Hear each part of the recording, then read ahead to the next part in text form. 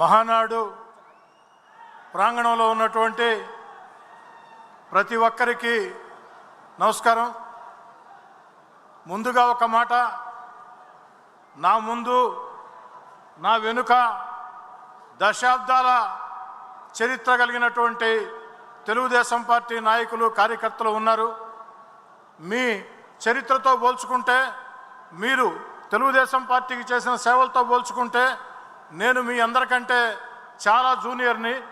కేవలం ఎన్నికలకు 16 నెలల ముందు ఆనాటి ప్రభుత్వ వైఎస్ఆర్ కాంగ్రెస్ పార్టీ విధానాలు నచ్చక ధిక్కరించి ఎదిరించి పోరాడి ఆ యొక్క ప్రభుత్వానికి వ్యతిరేకంగా రోడ్డు మీదకు వచ్చిన పరిస్థితుల్లో ఆ రోడ్డు మీద ఒక రాజకీయ శ్రామికుడిగా నడిచి వెడుతున్న పరిస్థితుల్లో ఆనాడు తెలుగుదేశం పార్టీ జాతీయ అధ్యక్షులు నారా చంద్రబాబు నాయుడు గారు, యువ నేత నారా లోకేష్ గారు భుజం తట్టి ప్రోత్సహిస్తే ఆ సేతు తెలుగుదేశం పార్టీ కుటుంబం అంతా నన్ను మీలో సభ్యుడిగా చేర్చుకుని హక్కును చేర్చుకున్నారు, ప్రోత్సహించారు.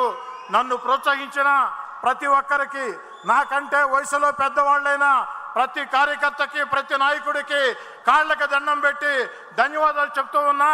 నాకంటే వయసులో చిన్నవాళ్ళైనా కార్యకర్తలు, నాయకులకి 2 చేతులు జోడించి సవినయంగా ధన్యవాదాలు తెలియజేస్తూ ఉన్నా.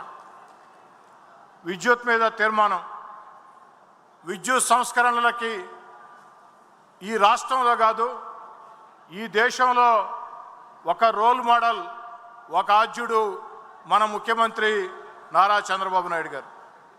నారా చంద్రబాబు నాయుడు గారిని చూసి ఈ దేశంలో అనేక మంది ముఖ్యమంత్రులు విద్యుత్ మీద ఎలాంటి చర్యలు తీసుకోవాలో తీసుకున్నారు. ఇవి నేను చెప్పే మాటలు కాదు, ఆ ముఖ్యమంత్రులు ఆయా సందర్భాల్లో అనేక సార్లు చెప్పినటువంటి మాటలు. ఒక్క మాటలో ఈ విషయంలో చంద్రబాబు గారిని రాజకీయ ప్రత్యర్థులు సైతం అభినందించక తప్పదు. ఎందుకంటే ఆంధ్రప్రదేశ్ని 17 మంది ముఖ్యమంత్రులు పరిపాలించారు. ఆంధ్రప్రదేశ్ని 17 మంది ముఖ్యమంత్రులు పరిపాలిస్తే 16 మంది ముఖ్యమంత్రుల హయాంలో విద్యుత్ ఉత్పాదన 5,000 మెగావాట్లు. కానీ ఒక్క చంద్రబాబు నాయుడు గారి హయాంలో ఉత్పాదన 15,000 మెగావాట్లు. 16 మంది ముఖ్యమంత్రులు 5,000 కోట్లు, ఒక్క ముఖ్యమంత్రి ఒక 15,000 మెగావాట్లు.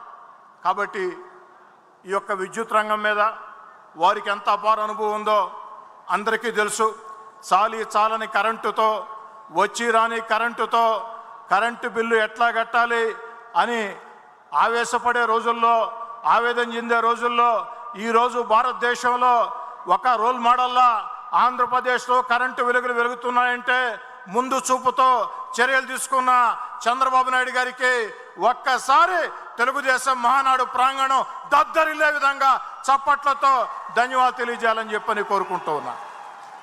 ఇక నా మాటలు ముగించే ముందు 2 మాటలు.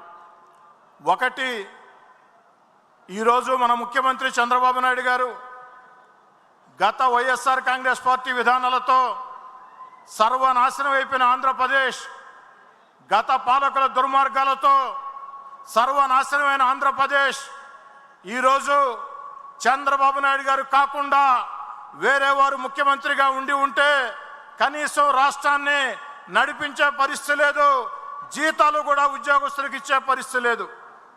కానీ తన అపార అనుభవంతో, తన బ్రాండ్ ఇమేజ్తో ఈ వయసులో కూడా చంద్రబాబు నాయుడు గారు ఈ రాష్ట్రం కోసం అహరహం శ్రమిస్తూ ఈరోజు రాష్ట్రంలో సంక్షేమాన్ని కొనసాగిస్తూ, అభివృద్ధి పథకాలని కొనసాగిస్తూ, మరో పక్క రాష్ట్రం లోటు బడ్జెట్లో ఉన్న ఎన్నికల్లో ఇచ్చిన హామీలు ఒక్కొక్కటి నెరవేర్చుకుంటూ వస్తూ ప్రపంచంలో రాజధాని లేని రాష్ట్రం ఆంధ్రప్రదేశ్. అలాంటి ఆంధ్రప్రదేశ్కి అద్భుతమైన రాజధాని ఆంధ్రప్రదేశ్కి అమరావతి నిర్మిస్తూ ఆంధ్రప్రదేశ్ దిశ మార్చే పోలవరం పరుగులు పెట్టిస్తూ అన్నిటికీ మించి మన బిడ్డలకు ఉద్యోగాల కోసం అంతర్జాతీయ స్థాయిలో పెట్టుబడులు ఆకర్షిస్తూ రాష్ట్రాన్ని ముందుకు తీసుకుని పోతున్నారు.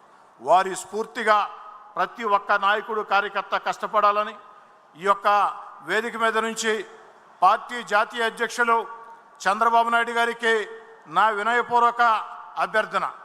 చంద్రబాబు నాయుడు గారు, మీరు టార్గెట్ 29 ఇచ్చారు, 2029 టార్గెట్. మేము సిద్ధం టార్గెట్కి. కానీ 2029 ఎన్నికల టార్గెట్ అప్పచెప్పిన మీరు ఈ యొక్క రాష్ట్రమే కాదు, ప్రపంచంలో ఉండే తెలుగు వాళ్ళు లేదా తెలుగుదేశం పార్టీ నాయకులు కార్యకర్తల ఆకాంక్షను కూడా మీరు నెరవేర్చాలా, ఆకాంక్షను కూడా మీరు గుర్తించాలా. ఈరోజు ఒక ఆంధ్రప్రదేశే కాదు, ప్రపంచంలో ఉండే తెలుగుదేశం పార్టీ కార్యకర్తల అభిమానులు ఆకాంక్ష నారా లోకేష్ గారు తెలుగుదేశం పార్టీలో కార్యనిర్వాహక పాత్ర పోషించాలా, కార్యనిర్వాహక పాత్ర పోషించాలా. ఇదే అందరి ఆకాంక్ష. ఎందుకంటే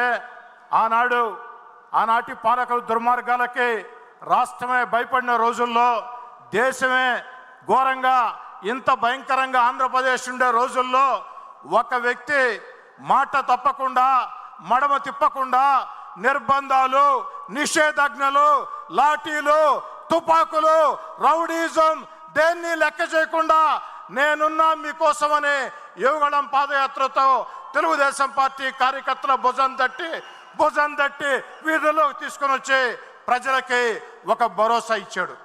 అలాంటి నారా లోకేష్ గారు ఈరోజు తెలుగుదేశం పార్టీలో క్రియాశీలక పాత్ర పోషించాలా అని అంటే కార్యనిర్వాహక పాత్ర పోషించాలా అని ఆకాంక్షని మీరు నెరవేరుస్తారని ఈ మహానాడు సాక్షిగా లోకేష్ బాబు గారికి కార్యనిర్వాహక పాత్ర అప్పజెప్పాలని మీ స్ఫూర్తితో, నారా లోకేష్ గారి పోరాట స్ఫూర్తితో, చంద్రబాబు గారి యుక్తితో, లోకేష్ గారి పోరాట స్ఫూర్తితో ఈ రాష్ట్రంలో తెలుగుదేశం పార్టీ ముందుకు కలుతుందని తెలియచేసుకుంటూ, చివరి మాట, జాతీయ అధ్యక్షులు చంద్రబాబు నాయుడు గారు అధినేతే కార్యకర్త అన్నాడు.